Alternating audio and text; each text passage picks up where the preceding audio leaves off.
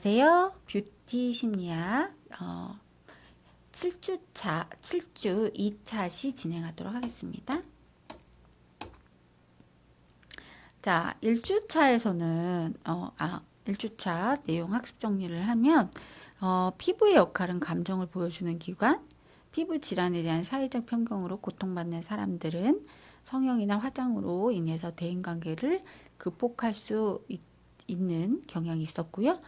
서양 뷰티의 역사는 시대적인 풍토, 정치, 경제, 사회, 문화적인 사건에 따라서 영향을 받아서 사람들의 미를 추구하는 심리적인 현상으로 나타나게 됩니다.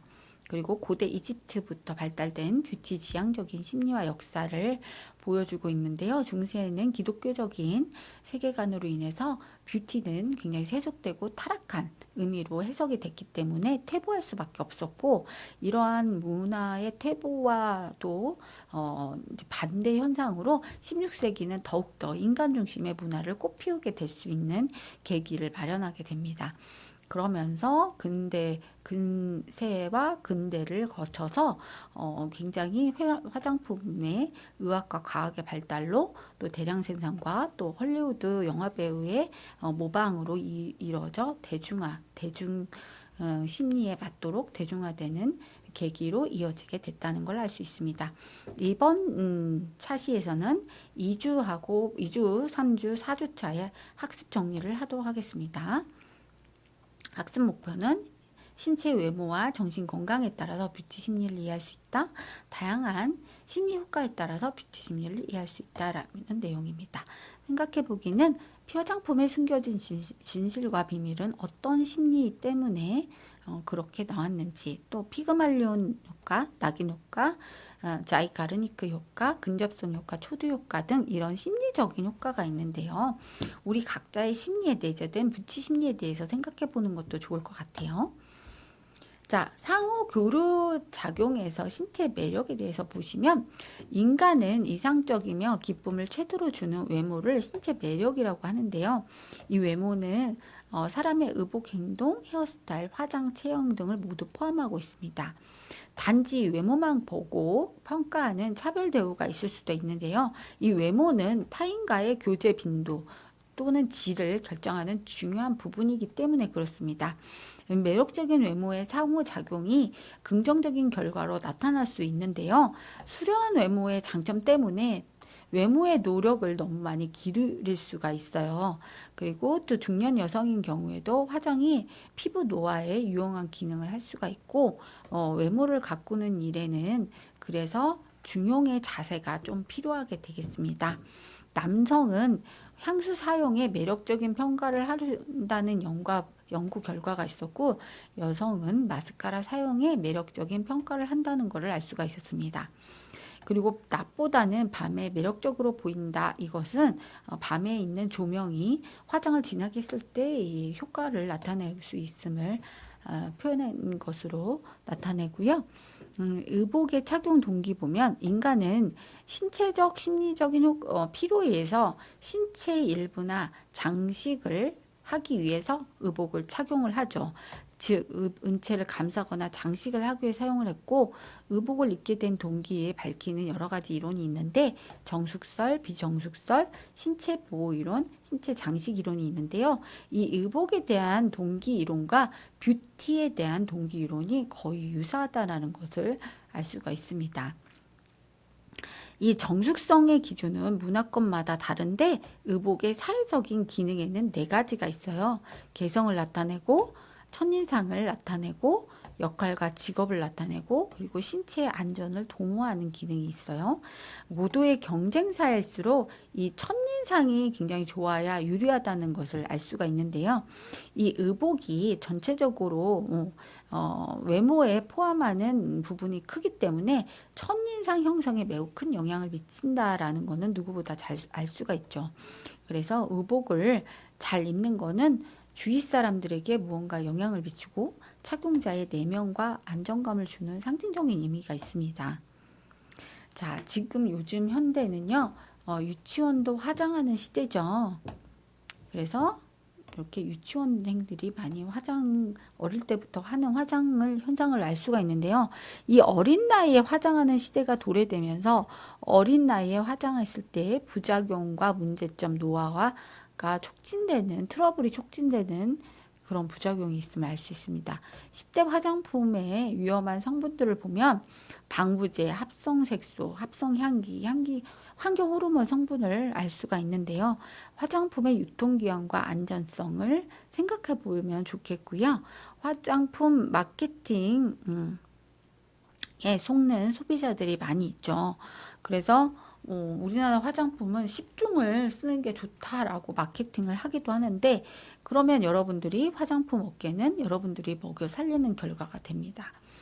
자, 그리고 화장품을 안전하게 사용하는 방법에는 여러 가지 방법이 있을 수 있는데, 모공 화장품의 허와 실을 아셔야 되는 거. 자, 화장품 회사들은 여러분들이 모공에 대한 그 굉장한 관심과 모공을 작게 하고 싶어하는 소비자들의 심리를 꿰뚫기 위해서 그런 모공 관리를 할 수 있다라는 거짓말 같은 화장품을 많이 광고를 하고 판매를 합니다. 하지만 이거는 이게 소비자들의 심리를 이용한 거지 절대로 신빙성이 있는 광고가 아니라는 걸 좀 잘 알고 계시면 좋을 것 같고요. 화장품 속에 들어있는 발암물질이나 환경호르몬, 알레르기 유발 성분들을 제대로 알고 사용하는 것이 좋겠습니다. 그리고 자외선 차단제는 안 바를 수가 없기 때문에 안 좋은 성분이 들어있지만은 꼭 발라야 되는, 왜냐하면 자외선의 해가 너무 더 크기 때문에 화장품의 독보다는 자외선을 더 차단하는 데 신경 써야 되는 이런 웃지 못할 우픈 현실에 우리가 살고 있죠. 그래서 이 자외선 차단제를 사용할 때는 화학적인 차단제, 물리적인 차단제가 있기 때문에 자신의 피부와 또 경우에 맞게 사용하시면 될 것 같아요. 올바른 립스틱의 사용법에 대해서도 알아야 될 것 같고, 과다한 눈화장의 결과 여러분들의 눈 건강, 피부 건강에 어떻게 악영향을 미치는지도 파악하면 좋을 것 같습니다. 그리고 여러분들의 화장품은 유통기한을 꼭 알고 사용해야 돼서 화장품의 제형 또는 화장품의 용도에 맞는 그 유통기한이 있습니다. 그래서 그런 마스카라라든지 아이에 관련된 제품들 유통기간이 비교적 짧기 때문에 그런 민감한 부위에 쓰는 화장품은 더욱더 유통기한을 알고 사용한 다음에 바로바로 버릴 수 있으면 좋을 것 같고요. 자, 화장품을 위해서 동물 실험을 하고 있다라는 걸 알고 저번 시간에 지난 2주차에 설명을 드렸죠. 중금속이 섞인 이 마스카라를 가지고 토끼 실험을 했다라는 거.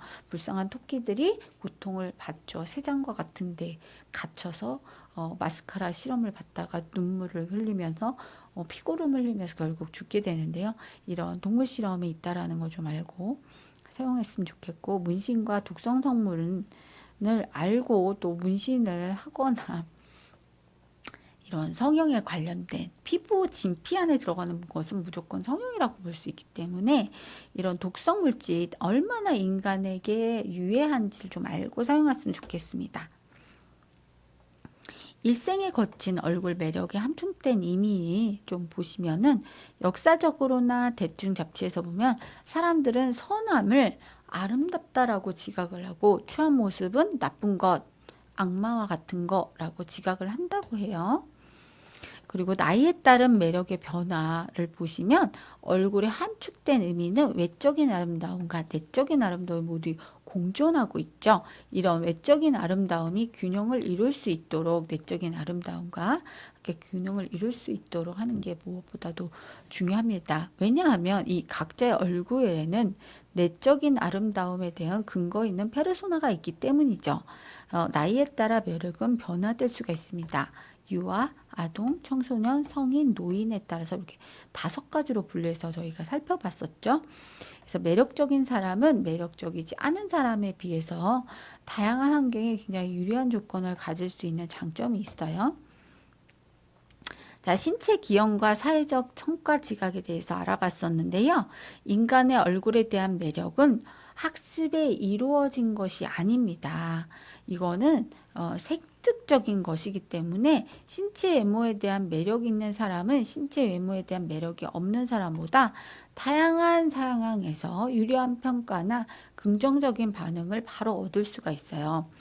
자, 성장 발달에 대해서 관련 연구를 해봤더니 얼굴이 흉한, 보기 흉한 얼굴에 대한 성인들의 반응은 생득적인 것이 아니라 12살까지는 학습이 되면서 습득이 된다고 해요. 그래서 학습을 통해서 어린아이가 얼굴이 보기 흉한 사람에게 부정적인 행동을 적게 할 수 있다라는 거예요. 그래서 이렇게 지도를 잘하면 보기 흉한 얼굴 외모를 가진 사람들에게 상처를 덜 주겠죠. 그래서 심리적인 문제를 상당히 줄일 수 있는 사회적인 반응이 효과가 있겠습니다. 자, 신체 외모와 정신 건강을 한번 살펴볼게요. 개인적으로 또는 사회적으로 볼 때 일부 사람들은 신체적인 매력이 있다. 매력적이지 못한 점에 대해서 잘 대처를 해야 됩니다. 그러나 다른 사람들은 또 다른 사람들이 있겠죠. 자신이 받는 고통을 완화시키기 위해서 성형수술에 의존하거나 그들의 특성의 영향을 극복하지 못하는 경우가 있어요.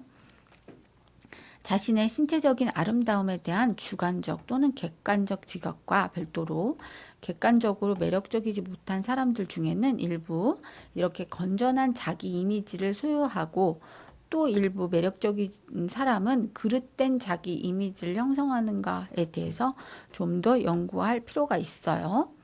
자, 우울증이나 정신분열증과 같은 이런 증상이 있는 사람들은 자신의 신체 외모에 대해 관심이 굉장히 낮고 매력적이지 않은 것으로 인식을 하는 걸로 나타났어요.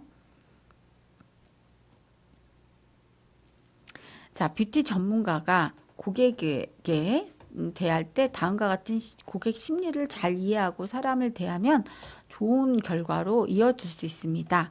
자, 피그말리온 효과는 긍정적인 효과죠.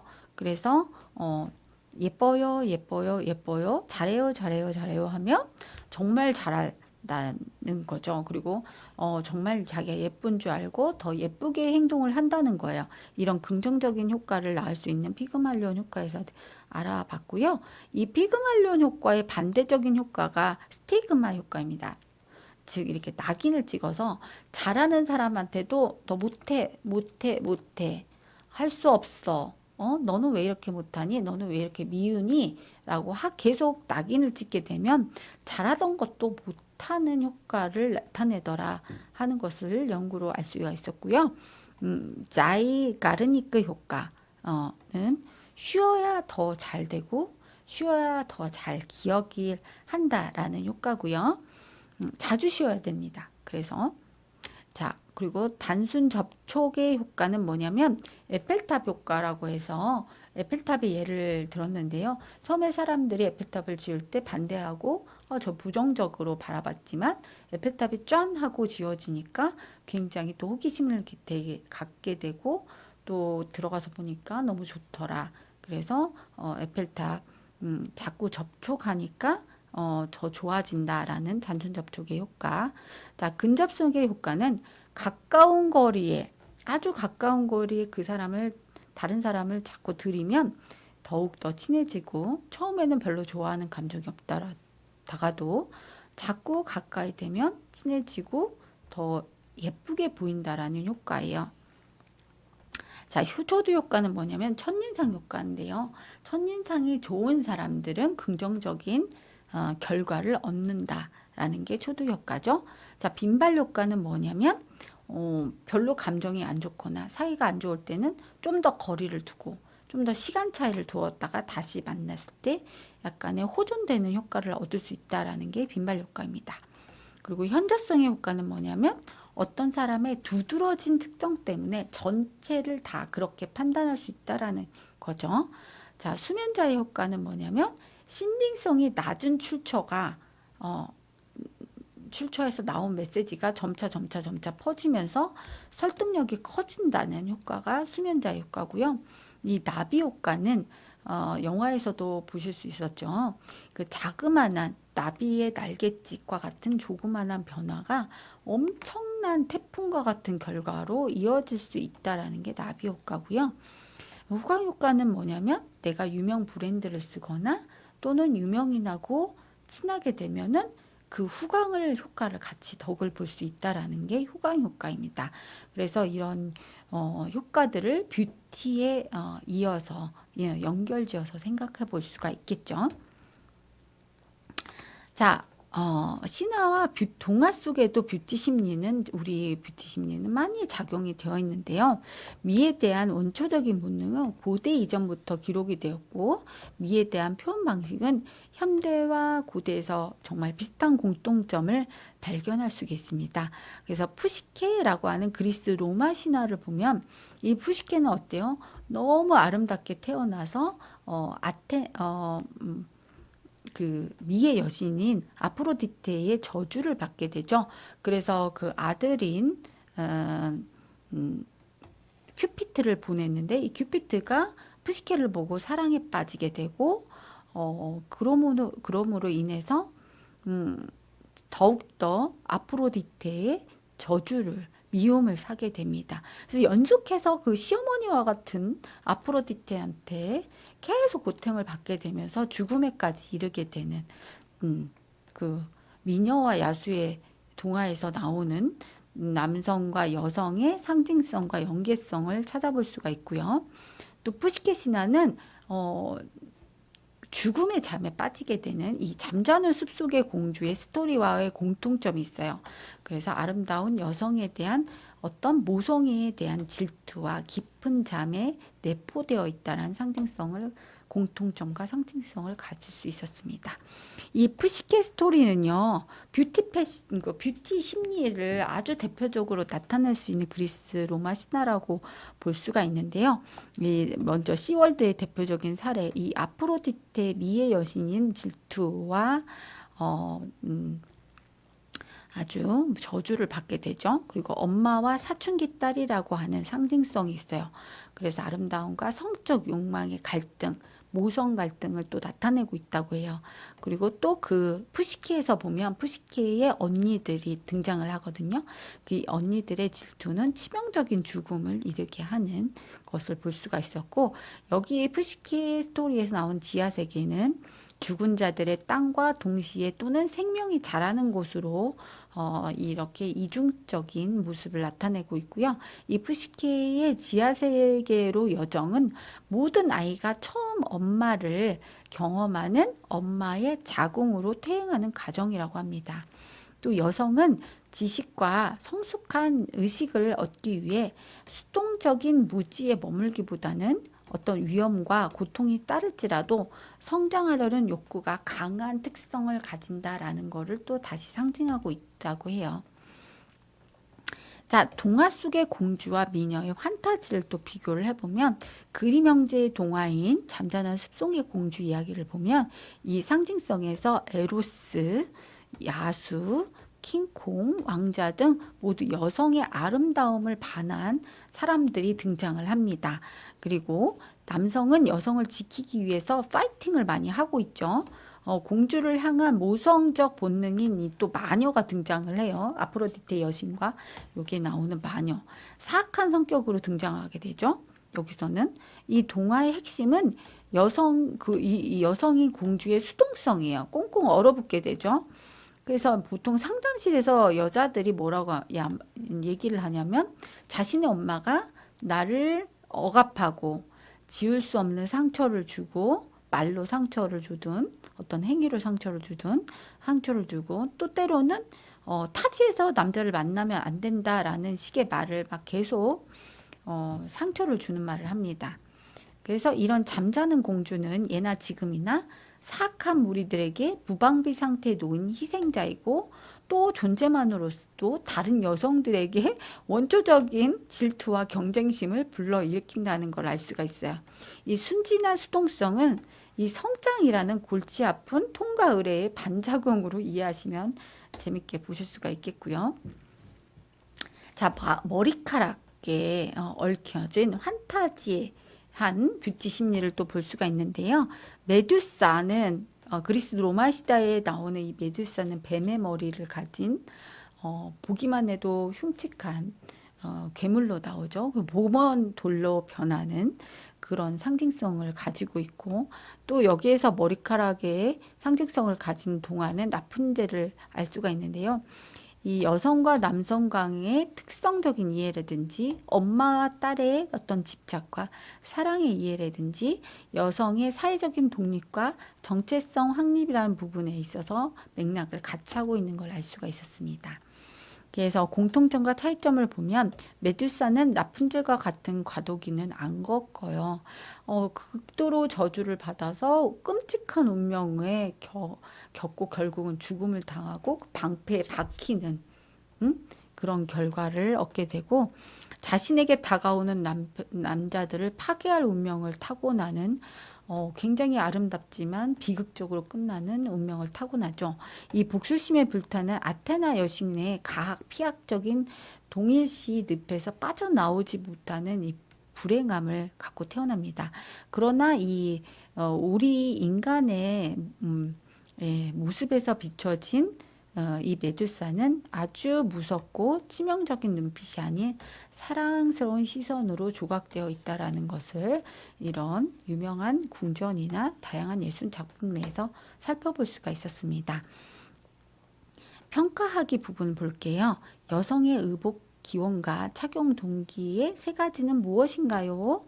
자, 정숙설과 비정숙설, 신체 보호설, 신체 장식설, 이 세 가지를 볼 수가 있는데, 이 맥락은 의복이나 뷰티나 같이 하고 맥락이 기원이 뷰티의 기원, 의복의 기원이 맥락이 같이 하고 있다는 것을 알 수가 있습니다. 자, 의복의 착용 동기 중에 인간의 원래 가진 성향은 아니지만 관심이나 학습에 의해 이루어진 것은 무엇인가요? 정숙설입니다. 이 정숙설은 원래 인간이 타고난 본능이 아닙니다. 이거는 관심이나 학습에 의해서 너는 정숙해야 돼. 너는 옷을 입어야 돼. 너는 화장을 너무 진하게 하면 안 돼. 너는 청결하게 해야 돼. 이렇게 정숙해야 됨을 계속 강조하고 학습됨으로 인해서 인간이 나중에 나이가 들면서 학습에 의해서 학습되는 특성이라고 볼 수가 있겠죠. 그리고 자외선 차단제는 왜 필요하기라고 하나요? 피부 노화의 주범인 이 자외선을 차단하는 것이 필수이기 때문에 우리가 나쁜 성분이 들어있는 화장품을 어쩔 수 없이 발라야 되는 거죠. 그래서 필요악이라고 합니다. 이 화학적인 성분의 덩어리 복합체로 만든 자외선 차단제는 특성에 따라 물리적 차단제, 화학적인 차단제로 구분이 되는데요.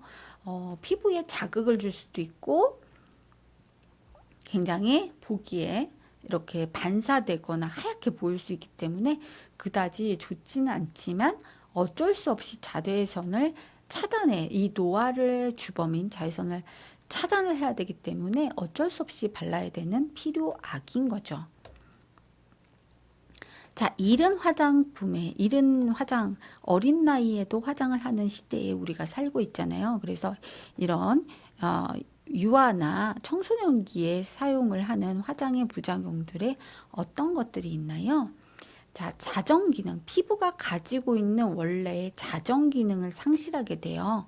그렇게 되면 20대 초반인데도 이미 잡티나 트러블이 많이 생길 우려가 있고 잔주름이나 다크서클 등 피부 조기 노화의 우려 현상이 일어날 수가 있다라는 것을 꼭 기억하시면 좋을 것 같고요.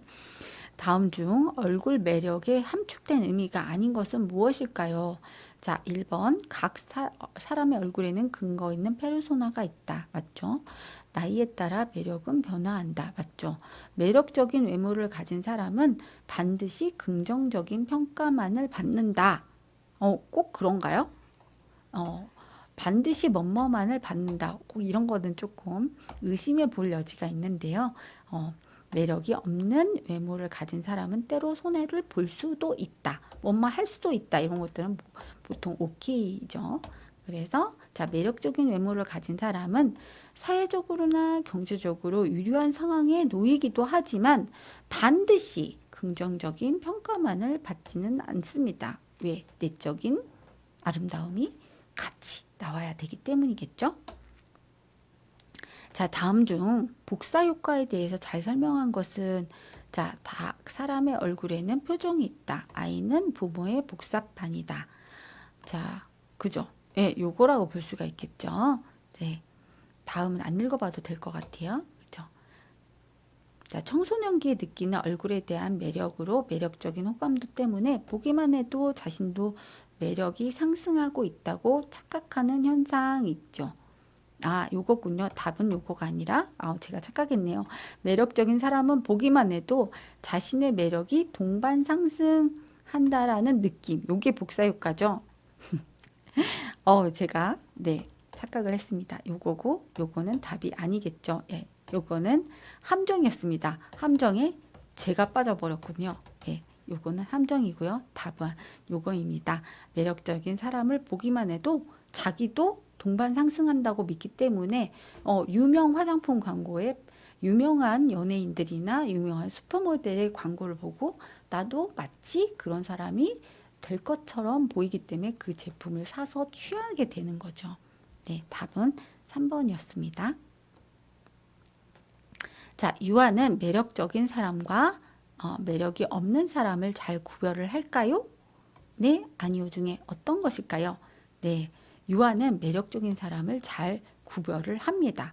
굉장히 매력이 없는 사람보다 매력이 있는 사람에게 호감을 보이기 때문에 유아, 이제 학습되지 않은 유아를 보고도 인간의 본성은 매력이 있는 사람들에게 호감을 보이게끔 시스템이 되고 있다라는 것을 알 수가 있는 거죠. 자, 다음 중 몇 살 정도가 어린아이가 신체 장애자와 정신인을 잘 구별을 못할까요? 라고 되어 있죠. 4살 이하, 5살에서 10살 사이 아동 이렇게 나와 있는데요. 자, 답은 4살 이하의 유아는 신체 장애인과 정상인을 잘 구별을 못하는 것으로 나타났습니다. 사람들은 신체 장애가 있는 사람에게 친절하게 대해줘야 한다고 생각을 하는데요. 이러한 행동은 우리가 가지고 있는 본능, 생득적인 것일까요? 아니지요. 이거는 학습에 의한 행동입니다. 자신의 신체 매력에 대해 왜곡되게 판단할 수 있는 사람들을 모두 고르세요. 우울증이 있는 사람, 정신불량 증이 있는 사람, 정신질환을 겪지 않은 정상적인 사람, 신체 외모가 매력적이지 않은 사람. 자, 답은 몇 번일까요? 네, 모두 답입니다. 왜곡되게 판단할 수 있는 사람은 다 여기에 해당이 되는 거죠. 네. 자, 그리스 로마 신화에 나온 이야기로 긍정적인 생각이 좋은 결과로 이어진다는 바탕을 준 효과는 다음 중 어느 것이에요? 5개 중에 1번 피그말리온 효과죠. 당연히. 네. 인간관계 기초의 작은 변화가 엄청난 결과를 가져올 수 있는 키오스의 바탕을 둔 효과는 다음 중 어느 효과입니까? 네, 나비 효과죠. 나비 효과. 나귀의 날갯짓만으로 태풍의 효과를 볼 수 있다라는. 자, 그리스 신화의 스토리인 푸시키, 에로스, 미녀와 야수, 킹콩, 잠자는 숲속의 공주의 공통된 상징성은 아름다운 미녀에 대한 남성의 반항과 러브 스토리. 자, 모성의 질투와 사약함, 여성의 수동성, 난관의 극봉. 네, 어떤 것일까요? 자, 아름다운 미녀에 대한 남성의 반항과 러브 스토리겠죠. 1번. 자, 메두사와 라푼젤의 공통점이 아닌 것은 머리카락을 주제로 다룬 점 맞죠? 어머니라는 집착의 상징성, 남성이라는 행동의 변화, 복수와 보상. 아닌 것은 네, 복수와 보상이었습니다. 자, 학습 정리를 해보면요. 사회적 상호 교류에 있어서 신체 매력, 자기의식과 외모, 화장품의 진실과 비밀, 나이에 따른 매력 변화, 신체 기형과 사회적 성과 지각, 신체 외모와 정신건강, 뷰티 심리와 상담, 신화와 동화 속 심리, 환타지와 머리카락이라는 내용으로 좀 살펴봤고요. 다음 차시에서는 5주와 6주차 학습 정리를 하도록 하겠습니다. 여러분들 들어주시느라고 고생하셨습니다. 감사합니다.